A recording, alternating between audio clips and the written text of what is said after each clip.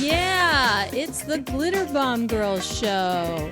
Welcome everybody to our podcast, especially you. Yes, you. My name is Robbie-Ann McPherson, and out on the West Coast, 3,000 miles away from me is Amy Asbury. Amy, what's up? Hi, everyone. So today we are covering my favorite subject. My favorite subject. This is my drug. It is my love. It is my passion. It's my medicine. It's disco. Woo! Yes. If we had a soundtrack, like I would like pot up some Bee Gees and stuff. I mean, disco, I'm a child of the 70s. And so there is an element of like the nostalgia and the soundtrack thing, where it was the soundtrack of a time in my life when I was a little kid and I was, bebopping Certainly, around, of didn't course. have any cares, Right. But I also really, really love music, and I'm gonna admit that I've gotten in bar fights over like why disco is so great. Wait, are you serious? Yeah, I mean, I'm not saying I ever decked anybody, but it's like you do the How finger pointing and stuff. Funny. Yeah, because some song would come on Uh-huh. and someone would diss it, and especially if it was a Bee Gees song and someone dissed the Bee Gees, I know. You know what? I feel the same way. them's fighting words, I love them. right? Love Right? them. Now, they had all these fantastic albums in the late 60s, Right. with and they had like a folk sound and stuff. If you're not familiar with their early stuff, Aw, you gotta check it yes. out because it's fantastic. They're great songwriters, great singers, and they would do those 3-part harmonies. But then the 70s comes around, and these guys were such geniuses and such incredible musicians, like just down to their bone marrow. So they adapted and they started messing around with like the R&B sounds that were going on at the time, like the Sly and the Family Stone and the Ohio Players, the OJs, like there were these kind of R&B sounds, and so the Bee Gees borrowed it, and they recorded Jive Talkin' and some stuff in the early mid 70s, and then came the moment. Saturday Night Fever soundtrack. That's right. One of the best selling albums in history, and so many hits off that, Night Fever, Staying Should Be Alive, You Should Be Dancing. Dancing, More Than a Woman. How deep is your love? Yeah, how deep is your And I If don't can't think have Tragedy you. was on there. But I No, did Tragedy. Tragedy! I think Yeah. Tragedy No, was If I on. Can't Have Was that You. on Spirits Having Flown? I gotta look. Yes, it is. We, It we is. should like do homework, shouldn't we, for this podcast? Listen, Night Fever was on there. But listen, I have a legitimate question that's even more important than everything you're saying right now. I have a legit question about the Bee Gees, and I need Yeah. everyone to listen up. Yeah.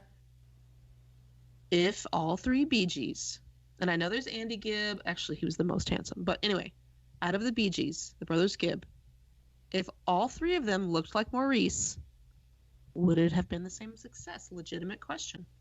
If there's 3 Maurices. Well, you know what? I'm gonna say yes, and I'll tell you why. But Barry was so that lion, like, Oh, like Barry Barry was and is like those teeth, and like a he was so total fox. 70s. Oh my God, I feel like that voice. It was so much better. so was Maurice. Like if you I look, personally was in love with Robin, and I don't know why, you guys. Robin, I had a Bee Gees I was lunchbox. just I have a Bee Gees lunchbox too. I still do. Kissed the lunchbox. I mean, I was born in 73, so I was around. I was in like kindergarten, first grade, but Yeah. I kissed my lunchbox with Robin on it. I didn't care about that overbite. I overlooked Maurice. But See, I Barry, love the over like beautiful. yeah, and Robin and Maurice were twins. They were Yes, which is very strange. yeah, fraternal twins, right? But I I just always thought that all three of them, and Andy included, I mean, I actually have a black velvet poster, vintage poster of Andy Gibb that hangs on my wall Wow. next to Sean Cassidy. We have to devote a whole show to Sean, by the way, at some point. But they were geniuses, and I think Maurice was like, he was like he had a sexy vibe. Like Okay, maybe so I have a question for you. yeah. What did you think of Too Much Heaven? Like, what is it? Give me like a little sample of Too Much Heaven. You mean like nobody gets too much heaven no more? It's much harder to come by. I'm waiting in line. Oh my gosh, I you love are that song. good. Okay, give me Night Fever. Na, na, na, night fever, night fever. We know how. Here's a funny story. I was in a disco band a few years ago because I sing in these bar bands, which I love. And fun. we did Night Fever. Yeah. And I had the lyric sheet when we were rehearsing, right? Right. And the words on the lyric sheet were not the words that I thought they were. Because you know how the Bee Gees, like sometimes they're hard to hear. Well, you make up lyrics. your own words, certainly. Well, yeah, and you think you heard this, but it's really that. Right. And honestly, I had the worst trouble, like remembering where I was in the song and remembering the words until I just sang the bullshit lyrics that I thought I knew. So Right. and people didn't even notice, So I like How there's a funny. line that I still don't know what they say where they go, Data don't need no help for us to make it. I don't know what they say there. And when I looked at the words, whatever it was, I was like, that's it. Like but it's a How fantastic adorable. song. And Right. this the producers of all those records, they worked with so many fantastic producers. They had like an orchestra, like an actual string beautiful. section, and it was not like a Right. keyboard bullshit thing. So Right. when people start to, I think now they've finally earned the respect that they always deserved. Certainly. Because there was that whole disco sucks movement, and unfortunately they got identified with that, even though there was bad disco, but they were not bad disco. So yeah, I've been in many bars yelling at somebody about why the Bee Gees records were so great. I'm pretty sure I probably got in a fight about the Bee Gees, but I just was surprised to hear you. Well, you say know such what? things. I mean, obviously, I've never met them. I don't know them, and for all I know, who knows what they were like or whatever. I just know that I loved what they put out as artistic product, Oh yes. like which included the costumes, the look, the band. I saw them twice in the late 80s. You're so lucky. I saw them in Cleveland, and I was so excited. I drove up to Toronto the next day to see them again because they were amazing. But they would always have fantastic bands, fantastic musicians, and they sounded amazing. So the musicianship cannot be denied, and it just Not at all. and Not the at all. songwriting. Sometimes snooty, snobby people will shun pop music as an art form. Right. But it really is an art form. And they were just the kings in the 70s. I mean, they were all over everything. Because even if it wasn't a Bee Gees record, right? It was Samantha Sang. Right. Remember? In the words of a broken heart, it's just Lovely. a Yeah, like these amazing. Caught up in sorrow. Yeah, really, really good. Yeah. Loved it. Yeah, they were. Oh, and then the Barbra Streisand album. Barry Gibb produced "Guilty" for Barbra Streisand. He did just such a beautiful job. Right, and incredible pop songs on that album, and she's always amazing. But yeah, they contributed so much to pop radio and pop culture in the 70s. Even remember Grease, the title track. Oh, great. You know, Of grief is course. the word, is the word. Oh, Like, great. And you know what? he wrote They that. act Barry Gibb wrote they that. also wrote one of my very favorite disco songs, which is If I Can't Have You Oh, Yvonne by Yvonne Elliman. Elliman. They actually wrote that for her, and and that was on the B side of Staying Alive Oh, of was it the on the single? yeah, yeah. Yeah. So Do I you know, thought I that was never had just the really, single. really great. I always had the LPs. But and then More Than a Woman, there was two different versions if you remember on Saturday Night Fever. One is by the Bee Gees and one was by It's Tavares. Tavares or Yeah, something like that. Yeah. yeah. So super super just love them definitely. Yeah, I kind of liked the Tavares version, the recording, a little bit better. I don't know. There was something about it that grooved to me a little bit better than the Bee Gees version. But maybe it's because I heard the Tavares version first, so I got used Maybe. to that. I All made right, my so father. I think 10. Made my oh, father pick me up at school one day because my mother forbade me from cute. seeing that movie because it was R rated. Well, it was bad. She was Yeah. like, "You're Okay. not gonna go see some R." But I was so in love with disco, and I had to see it. Oh, So I think I just wore my dad down, and he took me. how He adorable. took me out of school after a half day. It was a cold, freezing day. I think January or something. What 70s outfit were you wearing?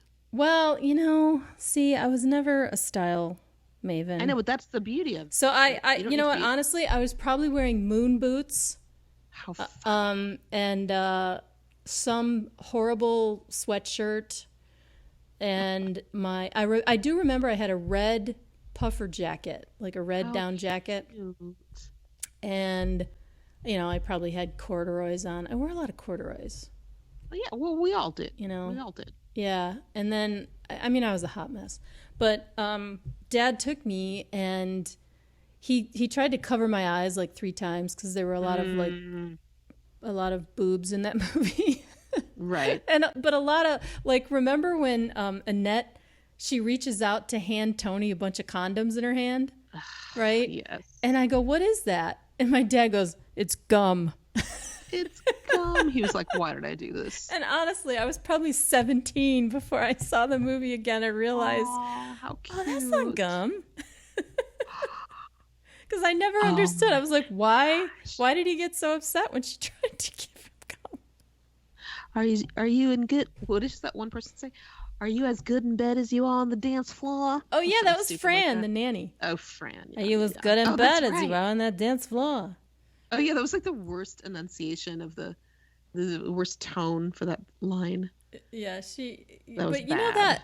that movie too was a if you kind of look at it like something of an art film, Right. like not a blockbuster or something, right? It's like a character study. Man, that movie was good. And you get so into it. Like in the end when Tony, after Bobby falls off the bridge Oh, or Bobby. and jumps. How come you never call me, Tony? How come you never call Oh, me? Bobby, So don't tell me Tony, that. yeah, Tony, he's on the Blame it all on train and him. he's going to visit Stephanie, and Mm, and there's just nothing but the music. It's like a music video, and he's just sitting there. John Travolta was so great. He was such a he good really was. Tony Manero, right? And he just spent the rest of the night riding that subway Yep, into with the suit, Manhattan. and the blood And the stains and morning everything. dawned. Yeah, yeah. Yeah. Yes. Wow. So let's take a short break, okay? Yeah. And we'll be back in 2 shakes of a lamb's tail. You've heard about the rock stars on the Sunset Strip. What about the people around them? Read the Sunset Strip Diaries, a true story of the rise and fall of a young LA girl working her way through the in crowd of early 90s Hollywood. Author Amy Asbury describes digging her way through a dark home life, studying the cool rock chicks, and finally breaking into the scene among the glittered strippers, hot glam, rockers, and a backdrop of pure insanity. The Sunset Strip Diary. On Kindle, Nook, and paperback on Amazon and BarnesandNoble.com. We're back. Thanks for sticking with Everyone. us. We're so happy to have you with us. This whole thing is kind of new to us, but it's cool, right, Aim? Yeah, thank you for hanging out with us today. Right? I'm Robbie-Ann McPherson, and with me, 3,000 miles away, I'm in New York, she's in LA, is Amy Asbury, famous author. Hi, everyone. Hello. And today's topic is disco. And you know what? I could talk about disco, I could write about disco, but there's something I want to mention that happens every year in Buffalo, Oh, you which is love my this. hometown. I wasn't born here, but I grew up here. And every Thanksgiving weekend, Hmm. there is something in Buffalo called the world's largest disco. And you have to look this up. You have to Google it and Google it in quotes. The I'm world's doing it right largest now. disco, Buffalo. Okay. Okay, Found here's it. what Yeah. happens. It's the Saturday after Thanksgiving, always. Okay. It's been going on for, I don't know, 25, 30 years or something. It You know is what? It a, says it started in back in 79, but it started as an annual thing in 94. yeah, Go yeah, on. yeah. Yeah, because there were some years that it didn't happen. But it is a fundraiser for Camp Good Days and Special Times, which is a camp for sick kids. I mean, there is no better cause, right? Right. So picture this: All right. 7,000 people Ooh. in the Buffalo Convention Center, which is a giant dance floor. 7,000 people, almost everyone, I'd say 99% of the people, and I mean that, 99% of the people are in costume, disco costumes, 70s costumes. And the creativity, sometimes two guys will come as like the Chips guys, Ponch and John, like people, Love it. I go from a different era every year. Like I do something different every year. But That is everyone great. treats it like a giant costume party. And they have a VIP section in the basement where, there's like old 70s couches and signs and stuff from 70s Buffalo. And it is just one of the most fun events on planet Earth. And like, Wow. I don't mean that in hyperbole. I mean that literally. Wow. It is a blast. And they've raised, something like over $4 million for the camp through this event. And just a huge, giant disco ball hung up on the ceiling, and great sound system. And they have guests every year. Oh, and by the way, Hmm. this past year, Yes. they had Dolores and oh God, her name just flew out of my head. What From does she look from like? Real Housewives of New Jersey, the pigtails. Oh, Margaret. Oh my God, Margaret! How can I forget Yeah, Margaret? yeah, yeah. So Dolores and Margaret were there from Real Housewives of New Oh, Jersey. goodness. That's I kind of know. great. It was really cool. Yeah, and I got a picture with Dolores. She was very nice and really pretty Never knew this. in Oh, person. she is really pretty, though. I think she is really Yeah, pretty. but some people on TV they look different or something. Mhm. She Yes. was lovely, and I didn't really get to interact with Margaret, but she looked great too. And then they have guests. They have like 70s TV stars, that come, and you pay to take a picture with them, and it's a fundraiser, right? So it is just one of the greatest things in this world. And the guy that runs it, Dave Piotrowski, he's a well-known guy in Buffalo, but man, he does a great job every year. The coat check, getting drinks and having enough bathrooms, and like the function of the event is just so great. But man, you hear these disco tunes and you just shake your booty all night long. And so anyway, I got to Yeah. thinking, there are no more dance clubs. Ooh. Like, Yeah. right? Think about it. I mean, no, I think there probably are. Do we just not go to them? Is There that a aren't any possibility? here. Not in Buffalo. Oh. I know There's a lot here, I'm sure. there's a retro club in New York that someday I'd love to go to. And when you and I were in New York a couple of years ago on our awesome vacation. Of course. And by the way, check out the pilot episode if you want to hear how Amy and I became besties. Of course. It's kind of a goofy situation. But we went to New York a few years ago, and it wasn't open when we were there. But they spin like 80s and 70s music and stuff. But what happened to the dance clubs? You know what? That's a question for another day, but I don't, maybe it's easier to do it online now for people to meet, and there wasn't a big market for it, maybe. I really do think there's still are dance clubs where I am, but as far as it's out there, I don't know. But I do have a question for you. For me? All right, lay it on me. What are your top 5 disco songs? I need the top 5, and before you tell me, let me tell you what Rolling Stone says are the top 10, and you tell me if you're going to agree with any of this. Okay. So they're saying, because I am the queen of disco, just so everyone knows. I want to hear what you have to say. So back a couple years ago they did this, but they polled readers, and they're saying that Chic's La Freak is number 10. Okay. I do like that song. I don't know if it's number 10. Bee Gees' Night Fever is number 9. Well, I don't know. That might. I don't know about. I might want that to be higher on the list, but okay. But number keep going. 8, Don't Leave Me This Way. I feel like that should be like 4. Oh God, that's a great song. That's in my top 5. The beginning with the harp, and her going. Oh my God. Woo! Yeah. Because I needed like a lot of time to like walk down the stairs and like. Oh yeah. Anyway. Okay, so number 7 is Bee Gees' You Should Be Dancing. That's actually 7.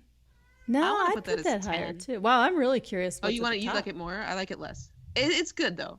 Okay, the Tramps' Disco Inferno. I do laugh a lot at this song because he's screaming so crazy. Right. And I love his little. But I also love his little inflection. It's such a fantastic vocal. The Tramps. All, everybody get and he's all, listen, Okay, he's got some really great. And then you know what? If you look at the Tramps, there are 18 or 19 members. It's like Lisa Cult Jam and Full Force. Wasn't there another production company? Anyway, it's a lot of people in the Tramps. Okay, let's go into the next song. This is what the readers of Rolling Stone said. Miss You. Oh, the Rolling Stones? Oh. Okay, that's a disco song, but I would not put that in the top 10 disco songs. Like, that's a great song, but... It's not there. And then Donna Summer, Last Dance is number 4. Yeah, okay. I buy that. That impresses me because that's when the club would close. I know, that's always the last song at the world's largest disco, by the way. I Feel Love by Donna Summer is number 3. Gloria Gaynor is number 2. Oh, yeah. I Will Survive. I just have heard that song too many times, but it is a great song. And according to Rolling Stone readers, number 1 was Bee Gees' Staying Alive. So what do you think are the top 5? Let's do your top 5, Robbie. Okay. Well, I mean, all due respect to the Rolling Stones. Of course. I love that song, but I don't think it belongs on that list. Yeah. I don't know where Dancing Queen is. I mean, Dancing Queen's got to be on that list somewhere. Okay. ABBA. You can't have a disco top 10 without ABBA. Okay. That's my first comment. Okay. I mean, it would be easy to just fill the whole top 10 with Bee Gees tunes. Yeah. But I also think there are other songs that are less obvious maybe, but that that just have such a great groove to them, like like Rock the Boat. I mean, that's like a really cool, that song is just so cool and it's fun to dance to. And like you can totally picture, talk about disco, like you can picture like Soul Train. Remember that show? Of course. God, I loved watching Soul Train. These people just, they were so cool. And yeah. I would just sit there and watch them like, God, I wish I was old enough to do. And my babysitter Kelly would come over and show me how to do things. Shout out Kelly. She would show me how to dance, and do the LA walk and stuff. But I don't know. I'd say maybe take out Miss You and add ABBA, Dancing Queen. I think there's some other Donna Summer tunes that might fit. You know, I mean, she was one of the greatest singers ever. I'm trying to think of yours. I'm going to tell you a couple that I think should be in top 5. Yeah. And I hope this is from the 70s. It could be the early 80s, but Diana Ross's Upside Down, I think, is just really spectacular. I don't know when that came out. Yeah, you know who produced that? Who? Daryl Hall. Oh, that might have been early 80s. Okay.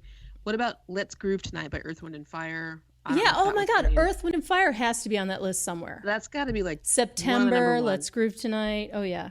I love Earth, Wind, and Fire. And then Cutie Pie by One Way. I feel like someone correct me if that's not 70s, but love that song. Let It Whip. What's that? Daz Band. And then I love If I Can't Have You. I'm telling you, I think that's a really, really great one. Yeah, the vocal in that tune and the recording, right, with the freaking French horn. Like, who puts a French horn in a disco song?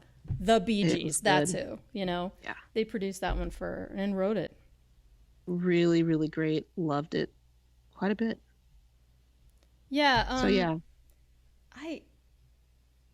You know what? My head is all a jumble now. Yeah. Like, I'm thinking of all the songs that I love to hear when I'm at the disco. Right. I actually think there are some other Bee Gees tunes that would qualify, like Jive Talkin'. Great. You know, that's just a killer disco tune. And I always loved some of the lesser known hits on the, you know, like the deep cuts and stuff that they had. But I don't know, man, if we're talking about the top 10 disco tunes. I want to at least know your top 5. So you got ABBA. Okay, so Dancing Queen.